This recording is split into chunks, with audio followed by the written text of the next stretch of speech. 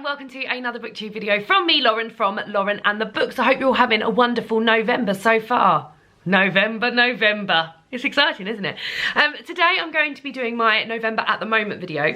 At the moment videos are videos where I sort of check in midway through the month and talk about the most recent books, films, TV programmes, podcasts, blah blah blah blah blah blah blah that I've been listening to. So this is going out on the Sunday, and at the moment that means I'll be on a lovely bookish weekend, relaxing, probably by fire, reading, playing some board games, eating some really delicious food, having a lovely time. So up until this point of Friday, these are the things that I've been consuming. So the first thing is the most recent film that I've watched, and David and I on Monday watched Kinky Boots, which is a story I was familiar with because Laura, my cousin Laura, got me tickets to go and see Kinky Boots. I can't remember if it was for Christmas or birthday last year, but we went earlier on this year, and I went to the theatre not knowing anything of the storyline. Really loved the stage show, and the film's really great as well. There's not the songs and everything in the film as there is in the stage show, but really enjoyed the film. You're basically following a failing shoe factory, which has always made men's shoes, and but there's just no business for that anymore. People are getting their shoes from abroad, and there's just no business, and they're getting them cheaper. And the chap whose father has died and left him this factory is desperately looking for a sort of niche in the market to revitalise this shoe factory. And after he sort of intercepts an attack in the street, he meets Lola, who is a drag queen, and him and Lola then start to design design shoes for drag queens, and yeah, it just follows that, and it's just a real lovely film of sort of like friendship, and I love a British film anyway, and it's sort of like set in I don't actually know when it's set. I feel like it might be set like I think it was 2005 films. I feel like it's set in the 2000s. But yeah, really enjoyed it. If you've seen the stage show, then I would definitely recommend the film because I enjoyed it just as much. But even if you're looking just for a nice sort of cozy read, we really enjoyed cozy watch. We really enjoyed watching it on Monday. The next thing is TV. So yesterday, which is our TV day, Wednesday, we didn't watch any of the programmes that we normally watch. So I've got to hark back to Tuesday when we watched the first episode of Masterchef the Professionals. Now, David and I have never really fully committed to Masterchef the Professionals. We have watched the past 2 or 3 seasons of Masterchef, Celebrity Masterchef, and we enjoyed this season so much that we said, oh, we're going to watch the Professionals when it's on.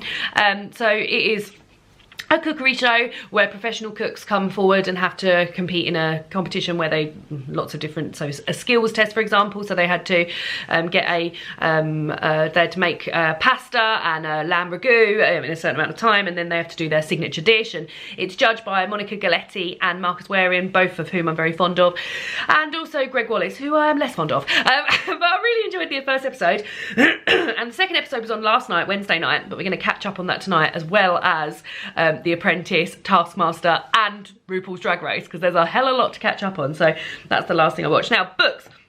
I've got 5 books on the go at the moment. I'll go through the actual books I've got on the go. The Rules of Magic by Alice Hoffman. So I picked this up, I started this on Cozy Reading Night. It is the sort of prequel, I guess, to Practical Magic, where you follow the aunts and their brother. Very much enjoying it so far. Very much in the vein of Practical Magic, which I loved and gave 5 stars. A lot of people said they actually preferred this to Practical Magic, so excited to see where it goes.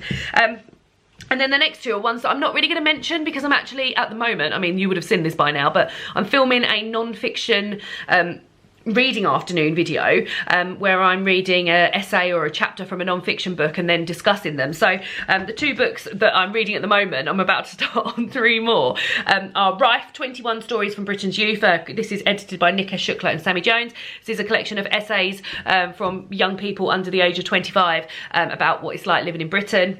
Absolutely, really enjoying it, really good. And then Constellations by Sinead Gleeson, Reflections from Life. This is a essay collection again by Sinead Gleeson, talking about her body and the sort of medical procedures it's been through, but not only that, like what it's like for a woman to live in Ireland these days. And yeah, very much enjoying that as well. And then I'm listening to 2 audiobooks. The first audiobook I'm listening to is I've been re-listening to the Cormoran Strike books and loving it because I just really like them. I tell you what I do notice though, and I know it's supposed to happen, but they're very misogynistic, and the thoughts that Cormoran has, particularly about Robin, I'm like, oh, for God's sake. But I think you're supposed to, I think he's supposed to be flawed, and I think you're supposed to still like him despite that. But I'm definitely recognising those signs a little bit more. But anyway, I'm reading the 4th book in the Cormoran Strike series by Robert Galbraith, which is the pen name of J.K. Rowling when she's writing these crime books. This book is called Lethal White. It's the longest of all of them. It's like 22 hours long. And I've been really, really enjoying it. I listened to it last year when it came out and loved it. And listening to it again and similarly enjoying it. And then I'm also very, very early stages of, so early stages I haven't yet bonded with it, and I think that's because I'm enjoying Lethal White potentially a little bit more. I'm listening to Breaking and Mending by Joanna Cannon, which is a memoir of her time as a junior doctor. This is a short little slip of a audiobook. I didn't realise when I bought it, but it's just under 5 hours long, and I've only listened to about, I mean, I can tell you, I've only listened to 36 minutes of it. So as I said, I'm not fully bonded with it, but interesting, and also interesting to hear, because the sort of content of junior doctors' diaries that I've taken in has been very humorous, because I've read Adam Kay and listened to the audiobook of that, and I'm looking forward to reading the Christmas book of that. So it's interesting to hear it from a less humorous point of view. So those are the books I'm reading. Music that I've been listening to, David and I have been listening to Heart Christmas Radio. On the 1st of November, Heart Christmas Radio started, and we've been listening to it on the regular, so regularly we almost feel like we know the playlist. So like sometimes we're like, oh, I bet this is coming up next, and it is. But very much enjoying listening to some Christmas songs. No new Christmas songs yet, and if there are new Christmas songs out this year, do let me know down below, because I love to listen to a new Christmas song. David says that Robbie Williams apparently has got a Christmas song coming out, a Christmas album maybe. So yeah, but a little bit more on Christmas a bit later on when I talk about what the most recent YouTube video I've watched is.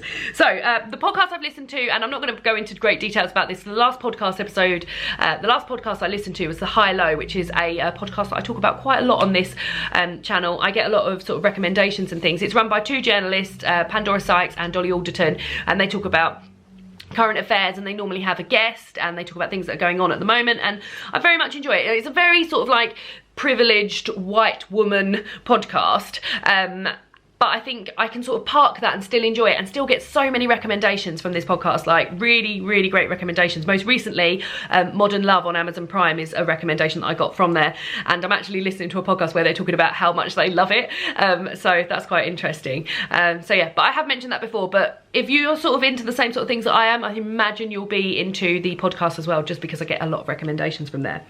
And then the last 2 things, what have I been doing online? Now, something I've been doing online, I've been trying to get, so I don't think he's going to watch this video, so we'll be all right. So my friend Adam, he's really into his cooking, and he's an amazing cook, like fantastic cook, and we're doing a Secret Santa, me, David, Adam and his wife Hazel, and I found the perfect present for Adam. Also, he's got an Instagram account, I'll link it down below, called Grizzly Eats, where he talks about food and things like that, and I got him in the Secret Santa, and I was thinking, oh God, what am I going to buy him? And then I thought, David's got this thing called a poster, which is called 100 Greatest Movies, and you scratch them off as you go.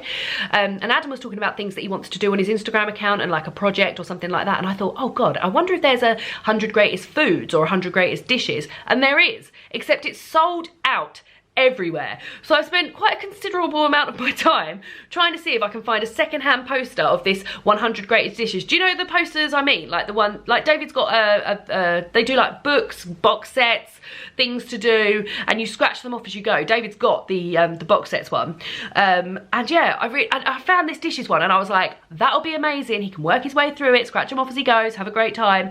But I just can't find it anywhere. I can find it online, but all of them are sold out, and I think, does that mean it's because it's not being made anymore? Like, so yeah, so that's what I've been doing online, fruitless hunting for a 100 dishes scratch off poster. So yeah, disappointing. I mean, if I do manage to get it, I'll be delighted, because it is literally the perfect gift for him.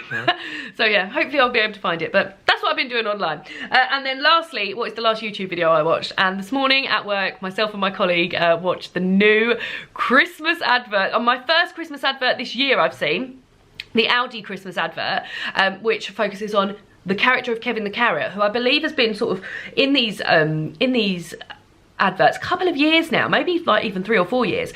This year he's been abducted abducted by the Leafy Blinders, because Christmas used to be all about Brussels and now apparently it's all about carrots. So he sort of gets saved from the Leafy Blinders by Tommy the tomato, who bites him free. Tommy's quite cute. And then he goes and sort of performs in this sort of circus Greatest Showman thing, and Robbie Williams is doing the voice for it. So yeah, very much enjoyed. That's my first Christmas advert. Still wondering where the John Lewis Christmas advert is, because normally that is out by now. Like, it's normally out on the 5th of November, and it's the 7th of November when I'm filming this, so maybe I would have watched it by this point. Maybe it's on this weekend. But yeah, the last thing I watched on YouTube was a Christmas advert about a carrot. So those are the things that I have been up to so far in the month of November. Let me know what you've been up to. Let me know what you're reading, watching. Have you seen any Christmas adverts? And I will see you all again soon for another BookTube video. Goodbye!